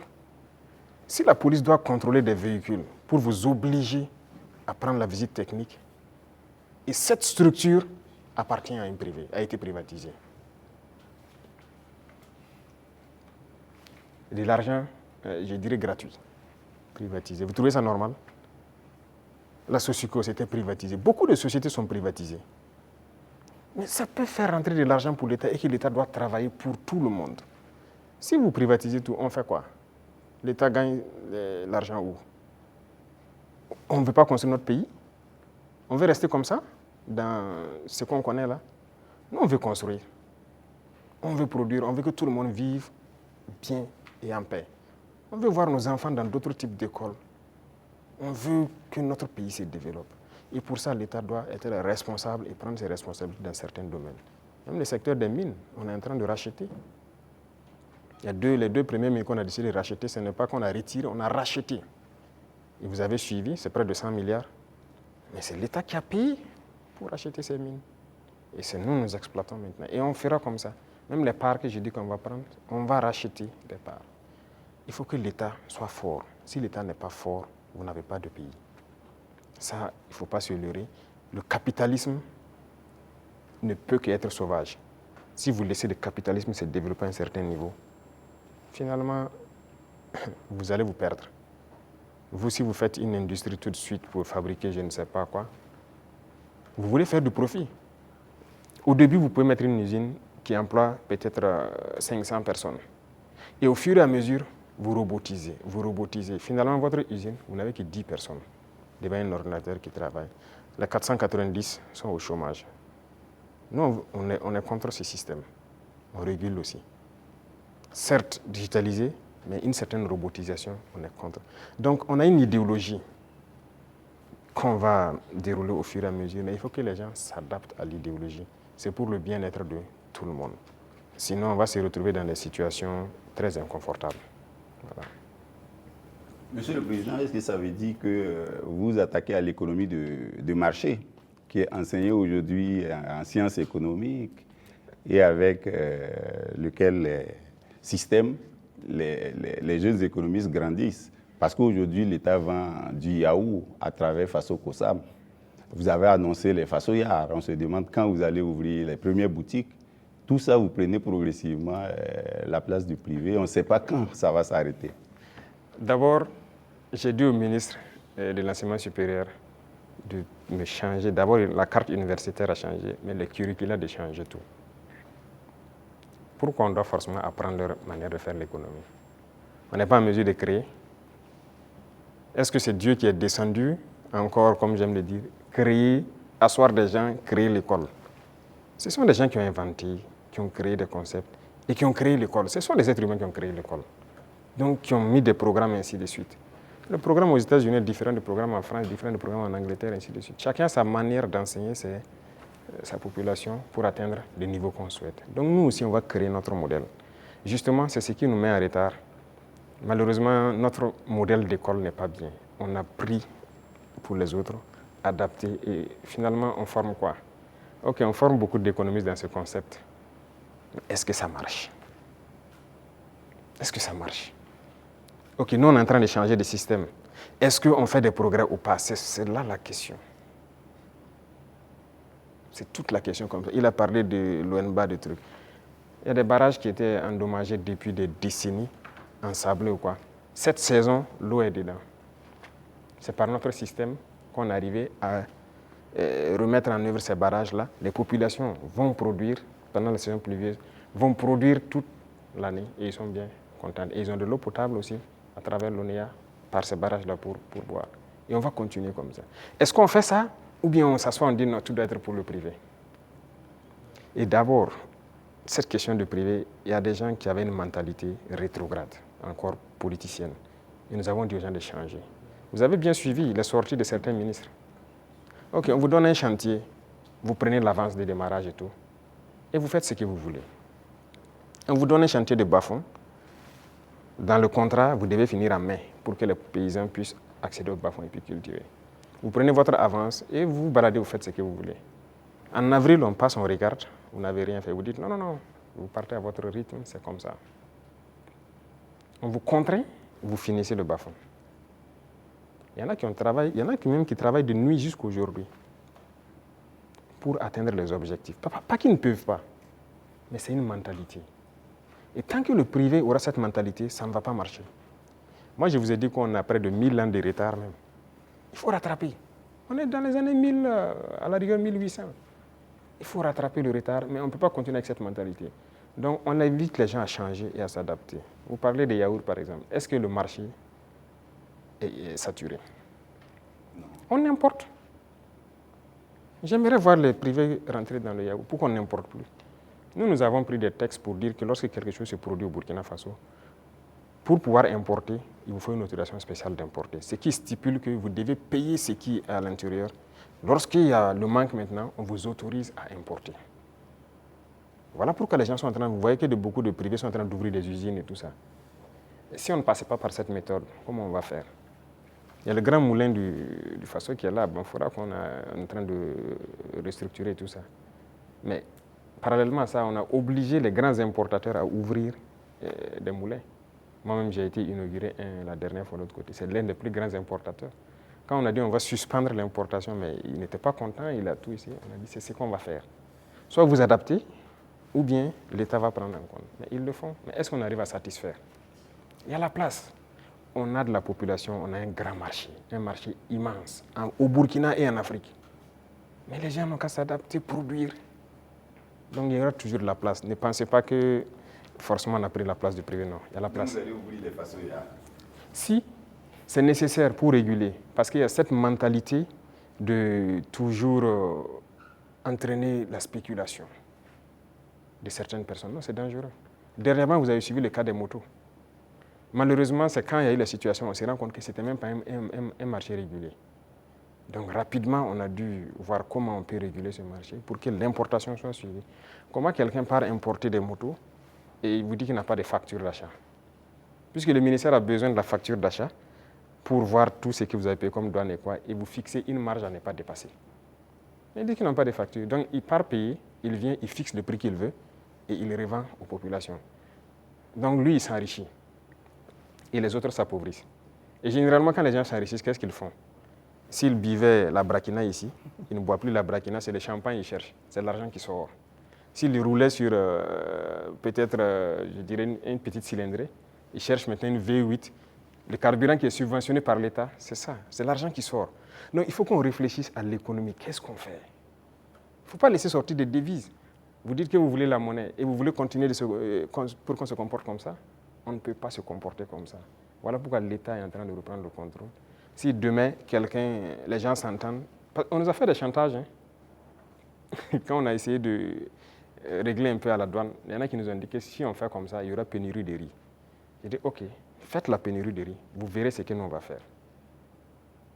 Et si demain, des gens veulent s'entendre pour faire pénurie de riz, c'est nécessaire que l'État prenne en compte l'importation de riz.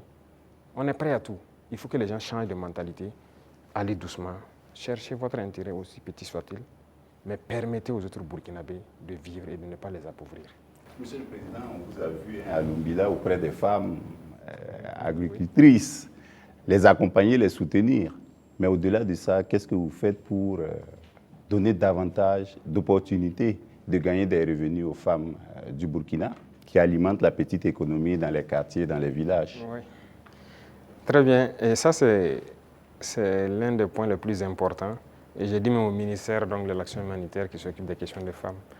de recentrer l'action, au lieu qu'on soit dans l'assistanat, de recentrer l'action sur la création d'emplois et des petites entreprises. Les femmes ont des qualités. Regardez la transformation à petite échelle de nos produits de consommation.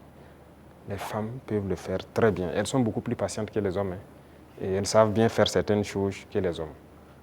Il faut encourager à ce qu'elles le fassent. Moi, je suis passé à Tenkodogo le 8 mars, j'ai vu les femmes qui ont fait du couscous préfet, qui est bien pour les forces, le savon liquide qu'elles font et tout ça.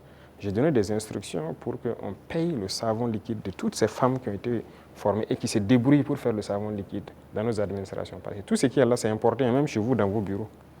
Tous les savons liquides importés, n'est-ce pas? C'est pas normal, pendant que nos mamans fabriquent ça. Et quand j'ai dit de le faire en temps, on m'a revenu que non, elles n'ont pas de structure formalisée. J'ai dit, je ne veux rien comprendre. Trouvez la formule, c'est leur savon, vous payez. Et vous amenez. Que question d'emballage ou quoi. Même si moi, vous m'amenez dans mon bureau avec les bidons recyclés des eaux de boisson, là, je vais utiliser. Ce n'est pas grave. En attendant qu'on ait ce qu'on... Pourquoi on veut le luxe? Acceptons nos réalités, transformons ce dont on a besoin et consommons ça. Et on va évoluer au fur et à mesure. Une dame qui peut se transformer du savon à petite échelle, si on l'accompagne en lui donnant des marchés trucs, demain, elle peut avoir une grande entreprise qui produit et qui exporte. Voilà la mentalité qu'il faut qu'on développe. Et donc, j'ai dit au ministère là, de ne plus être là dans, vous voyez, l'action humanitaire, l'assistanat, non.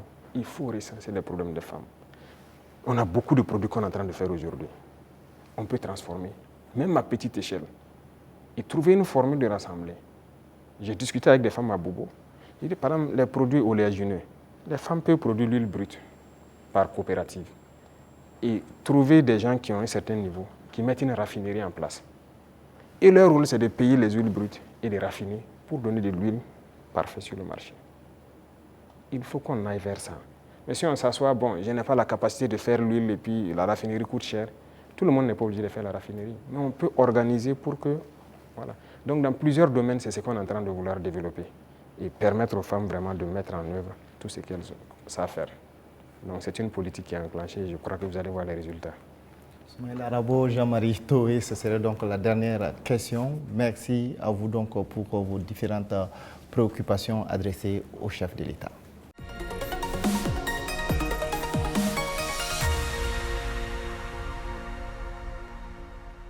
Excellence, nous accueillons à présent Sekou Tangara de la télévision Africable et Abdou Zouré de Faso 7. Ils vont échanger avec vous sur des sujets en lien avec la diplomatie et l'AES. Bonsoir, chers confrères. Alors, vous disposez pour ce volet de 15 minutes. Merci, Sagnon. Monsieur le Président, l'Alliance des États du Sahel a 2 ans. Comment est-ce qu'elle se porte aujourd'hui? Quel est son état de santé? Merci. Je dirais que l'évaluation de l'état de santé, c'est à travers la population qu'on peut le sentir. Et à travers la population, je pense qu'elle se porte bien. Parce que l'AES n'appartient pas aux dirigeants, l'AES appartient au peuple. Et les peuples ont adhéré. Ça fait que c'est exceptionnel ce qui se passe. L'AES a pu unir, rapprocher les peuples et c'est ça le plus important. Donc on rend grâce à Dieu. C'est un enfant de 2 ans. On a l'impression que la tête est là, les pieds aussi. Mais Monsieur le Président, on a l'impression que les bras ne sont pas encore là. On parle d'agence d'exécution, de maître d'ouvrage. Il était question de transformer l'autorité du Liptako-Gourma en agence d'exécution. À quand est-ce que les populations de l'AES pourront voir ces projets de développement, les projets structurants au bénéfice des populations? Très bien. Je pense que là, c'est une mutation qui est en cours. Ce n'est pas définitif d'abord. Il y a toujours la réflexion, parce que c'est un administrateur provisoire qui est là. Et il faut réfléchir comment on peut la rendre effective en agent d'exécution. Donc c'est une réflexion qui progresse toujours. Parce qu'il ne faut pas faire les erreurs de reconduire les mêmes institutions. Si on se calque sur les mêmes institutions qui ont échoué, ça ne va pas marcher. Et quel type de projet on veut faire pour une population? Qu'est-ce que la LG faisait et qu'est-ce que nous on veut maintenant? La routine, c'est quoi pour certains agents d'exécution ou quoi? C'est de voir les bailleurs de fonds, réunir les financements pour des projets. Mais ça veut dire des prêts pour les populations. Est-ce que c'est ce que nous voulons? Je ne pense pas. Nous partons d'une question endogène. Et si on dit endogénéité, voilà pourquoi la banque d'investissement. Si vous remarquez, le prélèvement est fait pour qu'on puisse ravitailler la banque d'investissement. Il faut que si nous voulons qu'elle fonctionne, que si elle a besoin de faire des projets dans l'espace, que la banque même puisse a priori financer. Mais si c'est pour constituer une agence et repartir chez les mêmes impérialistes pour aller se mettre à prêter l'argent pour certains projets, peut-être qu'ils n'ont même pas la même vision que nous, ce n'est pas évident.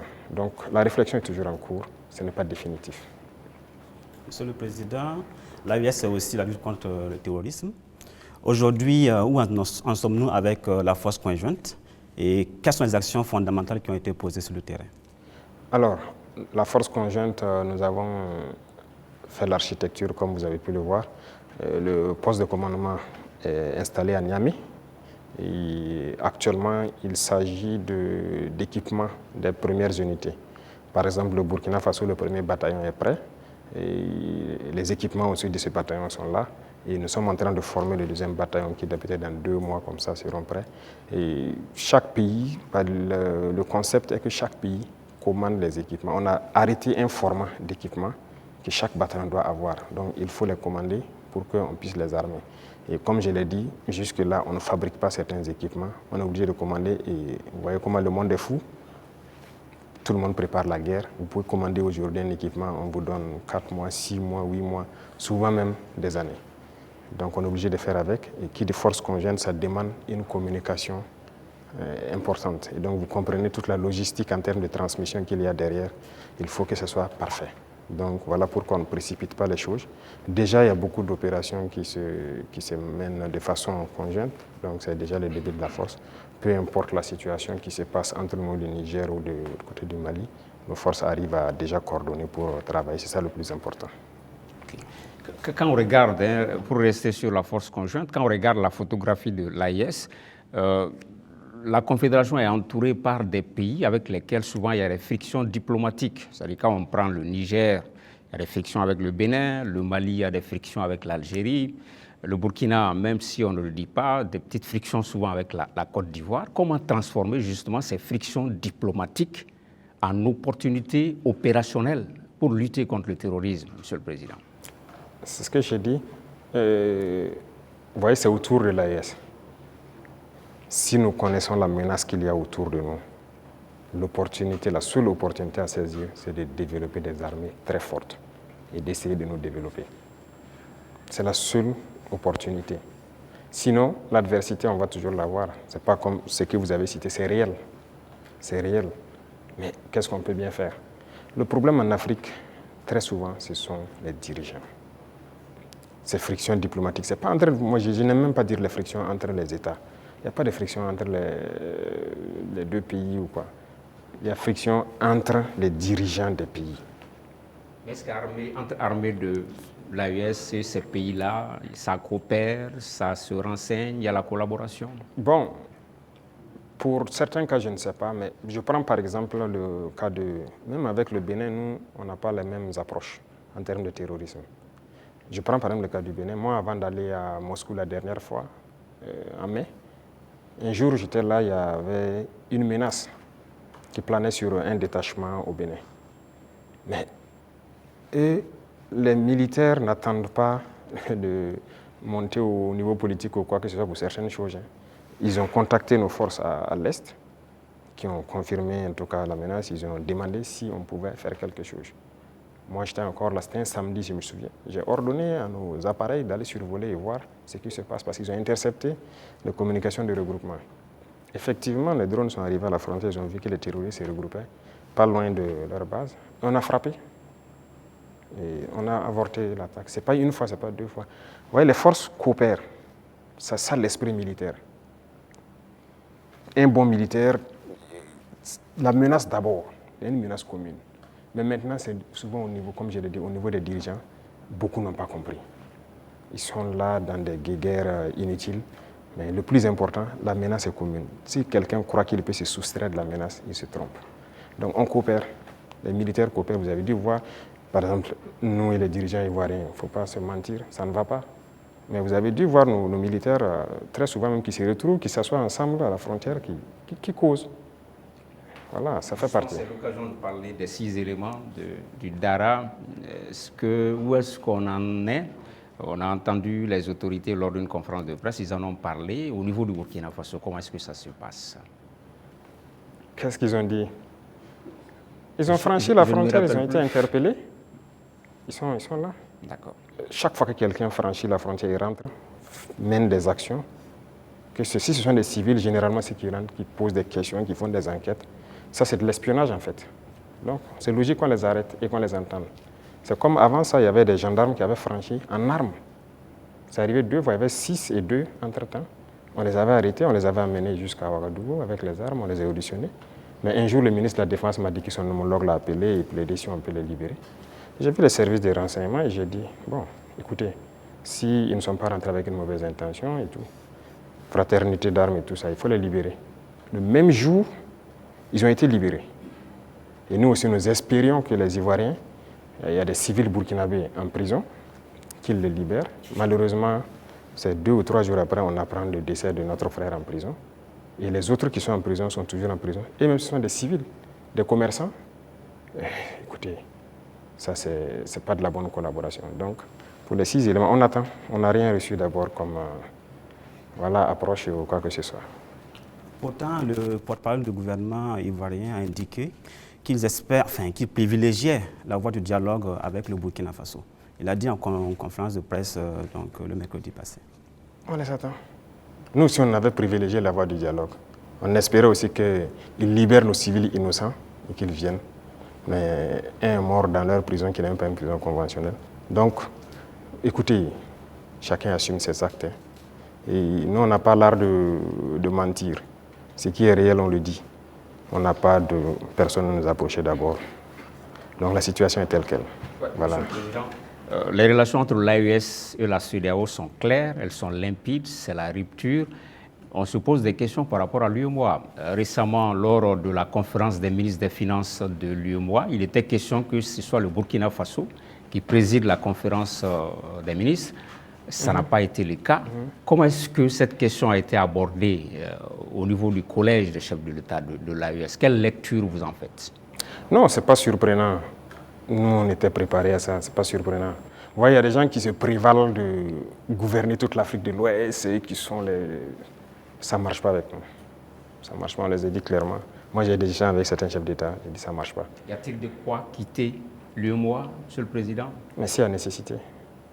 Et peut-être on tend vers ça. Si on ne peut pas gouverner, qu'est-ce que vous voulez? On nous cherche. Ça a été le même cas que la CEDEAO. On nous pousse vers la porte, ben on va partir. Donc on les regarde. La balle est dans leur camp. En préparant l'émission, Monsieur le Président, en préparant l'émission, on a appris que vous aimez cette formule « tout est urgent ». Au sein de l'AES, est-ce qu'il y a plus urgent, même dans la hiérarchisation des urgences, qu'est-ce qu'on peut privilégier aujourd'hui? Les urgences au niveau de l'AES? Oui. C'est la question sécuritaire. C'est le plus urgent. Et vient maintenant la question du développement qui est liée à la question sécuritaire. Il faut qu'on libère nos terres et qu'on sécurise nos populations. Ça, c'est l'urgence absolue. Donc, tout l'effort, toute la concentration, même nos tâches quotidiennes doivent être orientées vers ça. Chaque fois qu'il y a un incident, en tant que chef d'État, on doit être au courant et on doit s'intéresser, on doit trouver des solutions et ainsi de suite. C'est ça qui est le plus important. Et réfléchir constamment, récupérer nos terres, sécuriser, faire en sorte que même dans 100 ans, cette situation n'arrive plus. Monsieur le Président, l'AES, c'est un même peuple, c'est un même destin. On est curieux de savoir comment les autres pays de l'AES perçoivent la révolution burkinabé.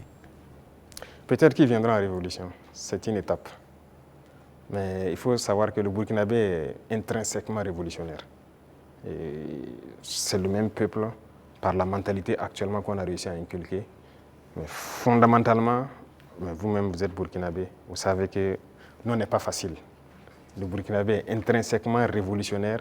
Ça fait que la révolution passe plus facilement. Voilà. Même quand on ne faisait pas la révolution, les gens même réclamaient la révolution. Donc les autres, ils vont aussi proclamer sûrement, j'espère. On n'a pas le choix que de faire une révolution. Sinon, tout autre concept ne marchera pas. Voilà, il faut révolutionner. Merci donc à vous pour ces différentes questions relatives donc à la diplomatie et à l'AES.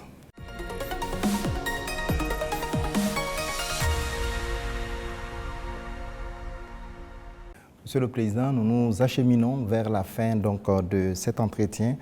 La 5e et dernière rubrique concerne la géopolitique régionale et internationale. Les questions irrélatives donc, sont portées par Dieudonné Zoungrana de Aujourd'hui au Faso et Jules Domsé donc, de Vox Africa. Vous avez pour cette rubrique 15 minutes également. Alors, Excellence, si vous permettez, on va rester toujours en Côte d'Ivoire. Les relations avec ce pays sont exécrables. Et avec le langage direct et franc du soldat et du révolutionnaire que vous êtes, vous avez eu à dire que les raisons de cette colère, vous n'êtes pas contre le peuple ivoirien, mais contre les dirigeants qui donnent le gîte et le couvert aux déstabilisateurs du Burkina Faso. Alors, à quand et dans quelles conditions peut-on avoir un dégel et un échange d'ambassadeurs entre les deux pays? Ça dépend d'eux. De toute façon, ce n'est pas nous qui avons commencé cette situation. Moi, je me souviens au tout début, même le jour du 30 septembre, est-ce que l'une des premières personnes qui m'a appelé, ce n'était pas le président Alassane Ouattara? Et après, son petit frère est venu par 2 fois nous voir et tout ça. C'est vrai, on peut dire que les relations étaient bonnes, mais il a voulu qu'on suive une certaine direction. Mais comme vous avez dit, en tant que révolutionnaires, nous savons que nous ne sommes pas là pour ça. Nous étions là pour la révolution. Et la révolution, c'est une rupture. On ne peut pas suivre une certaine politique. Et donc, petit à petit, les relations ont commencé à ne pas aller. Et comme vous l'avez constaté, tous ceux qui ont voulu peut-être certains privilèges ou quoi que ce soit n'ont pas eu, se sont mis à se mettre contre nous, se sont déployés là-bas, sont entretenus, sécurisés et tout. On sait de quoi on parle, parce qu'ils savent aussi de quoi on parle, pour agir contre nous. Il n'y a pas quelqu'un qui a quitté la Côte d'Ivoire et qui était venu ici en son temps. Nous avons observé ça pendant près de 2 ans. On les a parlé plusieurs fois. Ils nous ont dit non, il faut qu'on passe par les règles de l'art, il faut que la justice émette des mandats et tout ça. On a fait tout. Ils ne répondent pas. Monsieur le Président, ça ne marche pas. J'embraye avec la question de mon confrère pour rester sur la Côte d'Ivoire. Comme vous le savez très bien, la Côte d'Ivoire a une élection présidentielle cette année, dans quelques mois. Est-ce que c'est quelque chose qui vous intéresse? Ça nous intéresse d'autant plus qu'on a beaucoup de compatriotes en Côte d'Ivoire quand même. Et on craint qu'il y ait des violences. Et ça, ce n'est pas forcément la bienvenue. Parce que nous avons vécu malheureusement les années passées aux violences en Côte d'Ivoire avec les opérations Bahiri. Tout le monde a subi ça au Burkina. Aujourd'hui, vraiment, nous ne souhaitons pas qu'il y ait des violences. Tout à l'heure, vous avez semblé dire quelque chose. Je voudrais que vous précisiez, parce que c'est un peu très sensible selon moi. Est-ce que vous semblez nous dire qu'aujourd'hui, la Côte d'Ivoire servirait de base arrière à une organisation visant à déstabiliser le Burkina Faso? Ça, même plus que ça. Base arrière à une organisation servant à déstabiliser le Burkina, ils sont là-bas. Les ennemis du Burkina sont clairement là-bas, affichés, protégés. Ils sont payés, ils sont protégés, ils sont bien logés. En plus de ça, il y a la question du terrorisme. Mais non, le pouvoir flotte avec les terroristes. Il ne faut pas se mentir. Attendez, croyez-vous vraiment que peut-être l'armée ivoirienne est tellement surpuissante que quand les terroristes les voient seulement, ben écoutez, ceux-là, il ne faut même pas les toucher, quoi que ce soit. Vous croyez à ça? Ils sont tellement plus puissants que les 3 armées de l'AES. C'est faux. Il y a un pacte de non-agression. Et quand il y a un pacte de non-agression, vous devenez une base arrière. Et tout ça, ça m'inquiète justement. Si ce pays, il y a des crises, le pays sera attaqué par les terroristes. Parce que s'ils ne gagnent plus ce qu'ils gagnent, le pays sera attaqué et ce pays va sombrer. C'est un danger. C'est pourquoi j'ai passé le temps à dire au chef d'État, on ne pactise pas avec les terroristes. Voilà. Alors, Monsieur le Président, qu'est-ce que vous répondez à ceux qui disent, bon, la géopolitique quand même avec la Côte d'Ivoire, ce pays voisin, qui abrite la plus grande diaspora burkinabé, alors que, bon, vos contempteurs vous accusent de pratiquer la diplomatie du muscle avec ce pays, au détriment justement de nos Paweto qui sont là-bas. Qu'est-ce que vous leur répondez? Écoutez, qui le dit? Nous sommes burkinabés, c'est ce que nous savons. et nous avons décidé de faire une révolution, on va la faire. Maintenant, celui qui embarque dedans embarque. Nous ne pouvons pas être dans une révolution et vouloir faire un autre modèle de diplomatie. Je vous ai dit la diplomatie mensongère et tout ce qu'il y a, on n'est pas prêt à être dans ce sillon-là. S'il y a quelque chose qui ne va pas, qu'on ait le courage de vous dire ça ne va pas. Il ne faut pas faire de l'hypocrisie. Généralement, les gens devant les micros et tout ça, non, tout va bien, si c'est ça, on est en train de... C'est faux, ça ne va pas bien. Il faut avoir le courage de le dire, il faut qu'on s'asseye, qu'on parle et qu'on se dise la vérité. Mais si les gens ne veulent pas ça, parce que juste dans leur tête, bon, il faut que ces gars-là ils quittent, parce qu'on ne veut pas de révolution en Afrique de l'Ouest. Ça ne va pas marcher. Donc, chacun se prépare à assumer les conséquences de la situation. Alors, pour sortir de la Côte d'Ivoire, Monsieur le Président, on reste quand même au niveau de l'AES. Vous avez certainement suivi le dernier sondage fait par nos confrères de Jeune Afrique, et avec des résultats qui peuvent sembler étonnants. Les populations des pays francophones sont tous favorables à l'AES. Je dirais, même la Côte d'Ivoire, à 66%, apprécie ce qui se fait au niveau de l'AES. Alors, comment est-ce que vous recevez ce message? Ah bon? Je n'ai même pas pu suivre ça, parce que moi, je ne suis plus ce média. Hein. Alors, on est compris, c'était un sondage qu'ils ont commandé. Peut-être qu'ils ne s'attendaient pas à ce résultat, mais le résultat est tel. Ils ont été au Cameroun, ils ont été au Sénégal, ils ont été au Bénin, ils ont été en Côte d'Ivoire. Et là-bas, les populations sont tous favorables à l'AES et apprécient dans leur grande majorité ce qui se fait au niveau de l'AES. C'est logique, je dirais. Les populations ouest-africaines sont la plupart du temps liées. C'est la même famille. C'est le colon qui nous a divisés. Hein. Et quand les gens voient qu'on essaie de s'unir, ça ne fait qu'inspirer, ça ne peut faire que plaisir. Donc moi, ça ne m'étonne pas que ces populations apprécient. Et ce qui m'étonne, c'est le fait qu'ils aient publié. Pourquoi ils ont publié ça? Ça donne une réflexion. Quand vous commandez une enquête, c'est connu. Après, vous êtes obligé de publier les résultats. Bon, peut-être ça. Voilà. Mais il faut faire attention à ces gens parce que... Je suis totalement d'accord avec vous. Voilà, ils sont pas assez. Sinon, je suis d'accord. C'est normal, c'est logique. Avec la permission de Dieudonné, je voudrais vous poser une question concernant justement votre relation avec une autre organisation. Qu'est-ce que vous faites encore dans l'Union africaine?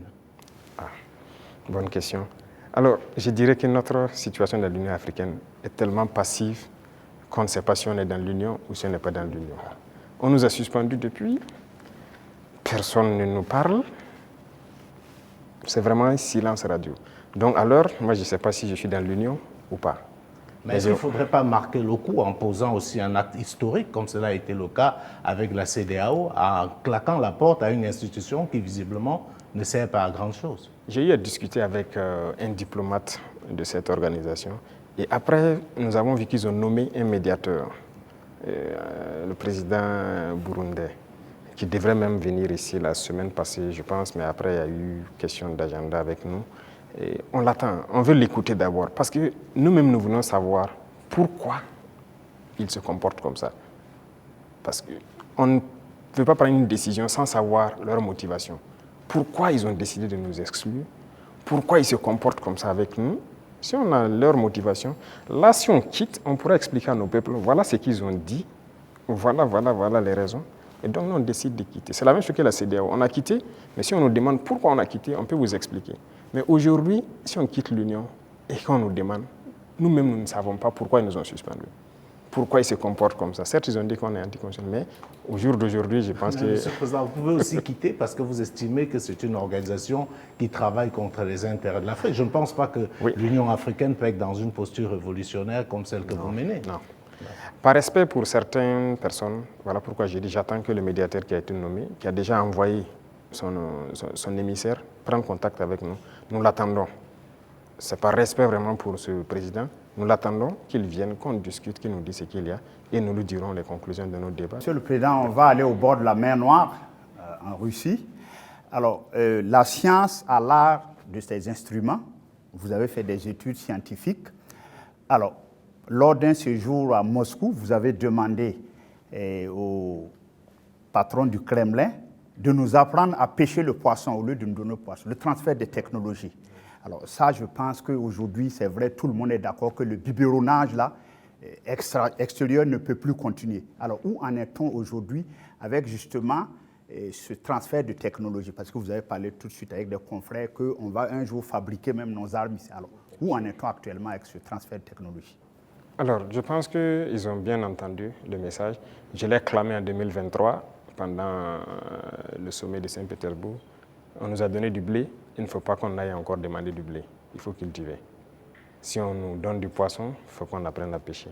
Et je pense que les initiatives qu'on est en train de développer, nous avons demandé donc à la Russie d'offrir un certain nombre de bourses d'études à des étudiants burkinabés pour qu'ils aillent apprendre la science. Ils ont accepté. Donc il y a déjà des gens qui sont partis dans certains domaines pointus. Si vous regardez la création de l'agence atomique, on a déjà des étudiants qu'on a envoyés depuis l'année dernière qui sont en formation sur le domaine atomique, qui est une technologie poussée. Et on va continuer d'en envoyer chaque année. Donc il y a plusieurs autres domaines où nous avons demandé des formations. Ce n'est pas la Russie seulement. Même à la Chine, on a demandé des formations particulières et envoyé des étudiants. En Iran aussi, pareil, on est en train de taper en tout cas tous ceux qui ont pu développer des technologies pour envoyer des étudiants formés. Alors, géopolitiquement, bon, le capitaine président Ibrahim Traoré aujourd'hui a mis le Burkina sur orbite, comme à l'époque un Sanka. Qu'est-ce que ça vous fait aujourd'hui? Bon, un pays comme le Burkina, bon, certains disent un petit capitaine. Qu'est-ce que ça vous fait géopolitiquement aujourd'hui d'être au pinacle? Écoutez, est-ce que vous avez toujours la tête sur les épaules? On a forcément la tête sur les épaules. C'est une charge. De voir, c'est une mission globale qui nous a été confiée. De voir que tout le monde entier s'intéresse au Burkina, je ne dirais pas une pression, mais c'est une charge. Et c'est une responsabilité. Et on doit de l'assumer avec toute la concentration nécessaire. On n'a pas le droit de faillir. Qu'on le veuille ou pas, nous allons aller dans le sens des peuples. Parce que c'est eux qui ont fait valoir cela. Donc, on l'a vu, le Burkina est vraiment en orbite, comme vous le dites. Et nous travaillons à maintenir le Burkina dans cette posture, à être le pays des hommes intègres, à être le pays modèle, à être le pays qui va quitter cette situation de sous-développement, être dans quelques années un pays très développé, faire un miracle, parce que c'est ce à quoi les gens aspirent. Et aussi pouvoir donner notre part de voix et de tout ce qu'il y a, voilà, pour le bonheur du monde, si je peux dire. Depuis que vous êtes chef d'État, vous voyagez très peu. Oui. Le seul pays en Afrique où vous êtes allé, c'est probablement la Russie, si je ne m'abuse. Et on a vu vos homologues africains aux États-Unis, avec une sorte de photo de classe, avec le président Trump. Et je vous donne un commentaire d'un ami à moi qui me disait « Le capitaine Traoré n'aurait jamais accepté ça ». Est-ce que c'est vrai? Écoutez, moi je voyage peu comme vous l'avez dit. Et je suis parti en Russie 2 fois, mais pour des objectifs bien précis. Il se peut que j'aille vers d'autres partenaires pour des objectifs bien précis. À part ça, je ne compte pas aller faire le tour du monde comme les autres le font. Parce que pour moi, il faut rester concentré, travailler pour son pays. Le président Trump lui-même, il a dit « America first ». C'est l'Amérique d'abord, il travaille pour les intérêts des Américains.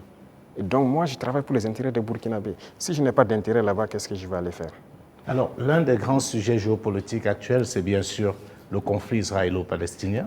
On voit des États prendre de plus en plus position. On a vu des États occidentaux, européens, pour ne pas les nommer, dire qu'ils vont reconnaître, et c'est un signe fort, l'État palestinien. Mais comme d'habitude, l'Afrique est quasiment silencieuse. Elle est dans la position attentiste. Est-ce que vous, du Burkina, vous pouvez donner une position qui permet de comprendre un peu ce que pense l'Afrique par rapport à ce qu'on est en train de vivre aujourd'hui dans la bande de Gaza? Je ne peux pas vous donner une position qui permet de voir ce que pense l'Afrique. Certains Africains, ou certains dirigeants africains. Parce que beaucoup de dirigeants africains ont une autre manière de voir les choses. C'est le malheur de l'Afrique, si je peux le dire, on n'est pas unis. On ne voit pas de la même manière. Certains ont peur, certains ont les mains liées, certains sont là pour les intérêts d'autres personnes. Écoutez, l'Occident a amené des gens qui ont grandi chez eux, tout faire chez eux, venir les mettre chefs d'État en Afrique. Donc c'est eux qui contrôlent tout ça. Et donc l'Afrique ne peut pas avoir une opinion. Mais je sais qu'au fond de tout un chacun, personne n'aimerait voir ce qui se passe là-bas, se passer chez lui. Mais malheureusement, sur le continent africain, il y a une situation pareille. Au Congo, qu'est-ce qu'on fait même pour le Congo? En République démocratique du Congo. Ça fait combien de millions de morts? Depuis combien de temps? Nous-mêmes, nous sommes en guerre. Est-ce que vous avez vu des pays africains même porter la voix pour le Burkina depuis les 10 années passées? C'est rare. C'est rare. Donc, l'Africain a ce problème-là. Pendant que quand vous voyez en Europe, ils ont un problème. Tout le monde est uni, les gens arrivent à rapidement trouver des solutions. Les États-Unis, c'est pareil. Mais l'Afrique a ce problème. Vous voyez, ça fait 10 ans que nous on se bat. Vous n'avez pas entendu quelqu'un porter la voix du Burkina au niveau des institutions internationales, et quoi que ce soit, ni le Mali, ni le Niger. Nos populations meurent, ce n'est pas leur problème. Congo, ça meurt, ce n'est pas notre problème. La dernière fois, j'ai essayé dans une de mes paroles d'essayer de parler pour que...